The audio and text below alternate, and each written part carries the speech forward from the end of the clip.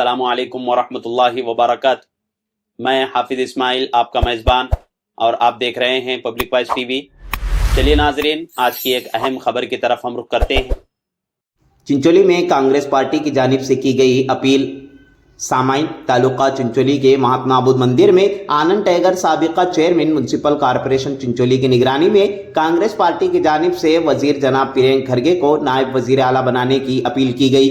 इस मौके पर कई सियासी कायदीन ने वजीर जनाब प्रियंक खरगे की सलाहियतों का तज़किरा किया और तजुर्बाती तौर पर उनकी खूबियों को बयान करते हुए कहा कि नायब वजीर आला ओहदे के लिए तमाम तर सलाहियत मौजूद है। लिहाजा मरकजी जिम्मेदारान से चिंचोली कांग्रेस पार्टी की जानिब से ये अपील करते हैं कि वजीर आला के बाद नायब वजीर आला ओहदे के लिए सही सियासी कायदीन का इंतखाब करें।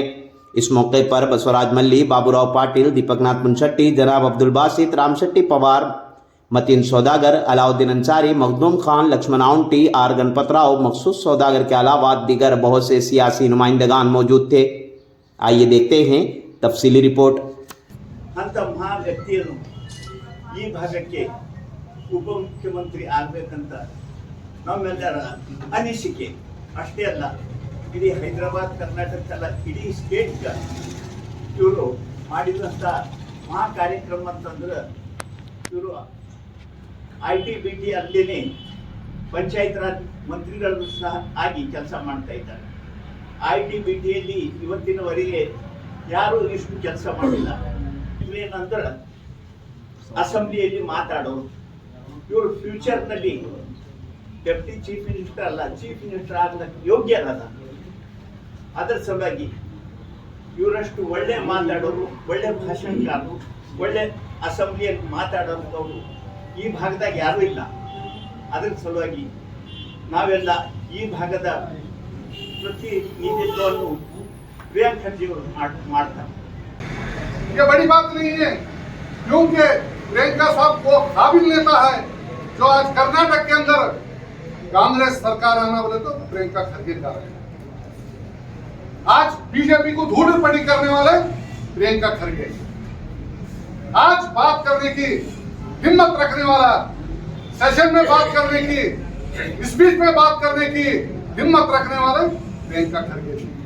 तो ये बड़ी बात नहीं है कि एक मल्लिकार्जुन खरगे साहब के कुटुंब को एक डिप्टी सीएम देना कोई बड़ी बात नहीं है। अगर प्रियंका साहब को डिप्टी सीएम नहीं मिला तो ये कांग्रेस को बहुत बड़ा झटका लगेगा। आने वाले दिन में कांग्रेस को इससे लॉस होगा। ये ध्यान में रखते हुए सिर्फ प्रियंका साहब को, सबसे पहले प्रियंका साहब को डिप्टी सीएम बनाने का निर्धार CLP में भी होना चाहिए। हमारी सबकी एक ही डिमांड है, हर कास्ट के तालुके के हर कांग्रेस के वर्कर की एक ही डिमांड है कि आगे डिप्टी सीएम देना ही देना हमारे प्रियंका साहब को बोलकर सब यहाँ जमा हो। ಇವತ್ತು ಏನು ಯುವಕರ ಸ್ಫೂರ್ತಿ, ಅಭಿವೃದ್ಧಿಯ ಹರಿಕಾರ, ಸಂವಿಧಾನದ ಮೌಲ್ಯಗಳನ್ನ ಎತ್ತಿ ಹಿಡಿತಕ್ಕಂಥ ಮತ್ತು ಪ್ರಬುದ್ಧ ಸಮಾಜವನ್ನ ನಿರ್ಮಾಣ ಮಾಡುವಲ್ಲಿ ಪ್ರಾಮಾಣಿಕ ಪ್ರಯತ್ನವನ್ನ ಮಾಡ್ತಾ ಇರತಕ್ಕಂಥ ಸನ್ಮಾನ್ಯ ಶ್ರೀ ಪ್ರಿಯಾಂಕ ಖರ್ಗೆ ಸಾಹೇಬರಿಗೆ ಇವತ್ತು ನೂತನ ರಚನೆ ಆಗ್ತಾ ಇರ್ತಕ್ಕಂಥ ಸರ್ಕಾರದಲ್ಲಿ ಉಪಮುಖ್ಯಮಂತ್ರಿ ಸ್ಥಾನವನ್ನ ನೀಡಬೇಕು ಎಂಬಕ್ಕಂತ ನಿಟ್ಟಿನಲ್ಲಿ ನಾವೆಲ್ಲರೂ ಸೇರಿ ಇವತ್ತು ಬುದ್ಧನಲ್ಲಿ ಪ್ರಾರ್ಥನೆ ಮಾಡುವುದರ ಮುಖಾಂತರ ಇವತ್ತು ಪಕ್ಷದ ವರಿಷ್ಠರಾಗಿರ್ತಕ್ಕಂಥ ರಾಷ್ಟ್ರೀಯ ಅಧ್ಯಕ್ಷರಾಗಿರ್ತಕ್ಕಂಥ ಡಾಕ್ಟರ್ ಮಲ್ಲಿಕಾರ್ಜುನ್ ಖರ್ಗೆ ಸಾಹೇಬರಿಗೆ ಮತ್ತು ಸೋನಿಯಾ ಗಾಂಧಿ, ರಾಹುಲ್ ಗಾಂಧಿ ಅವರಿಗೆ ಮತ್ತು ಈಗಾಗಲೇ ಏನು ಮುಖ್ಯಮಂತ್ರಿ ಸ್ಥಾನವನ್ನ ಅಲಂಕರಿಸ್ತಾ ಇರ್ತಕ್ಕಂಥ DK ಶಿವಕುಮಾರ್ ಸರ್ ಅವರಿಗೆ, ಸಿದ್ದರಾಮಯ್ಯ ಅವರಿಗೆ ನಾವು ಒತ್ತಾಯ ಮಾಡುವುದರ ಜೊತೆಗೆ ಮನವಿಯನ್ನು ಕೂಡ ನಾವು ಮಾಡ್ತಾ ಇದ್ದೀವಿ। ಇವತ್ತು ಯಾಕ ಪ್ರಿಯಾಂಕ್ ಖರ್ಗೆ ಸಾಹೇಬರು ಡೆಪ್ಟಿ ಚೀಫ್ ಮಿನಿಸ್ಟರ್ ಆಗಬೇಕು ಅಂತಂದ್ರೆ ಈಗಾಗಲೇ ಹಿರಿಯರಾಗಿರ್ತಕ್ಕಂಥ ಬಾಬುರಾವ್ ಪಾಟೀಲ್ ಸರ್ ಹೇಳಿದಾಗೆ ಅನೇಕ ಖಾತೆಗಳನ್ನು ಹೊಂದಿ ಇವತ್ತ ಆಡಳಿತವನ್ನ ನೀಡಿರ್ತಕ್ಕಂಥ ನಾವೆಲ್ಲ ಈ ರಾಜ್ಯಕ್ಕೆ ಕೊಟ್ಟಿರ್ತಕ್ಕಂಥ ನಾವೆಲ್ಲರೂ ಕೂಡ ಕಂಡಿದ್ದೀವಿ।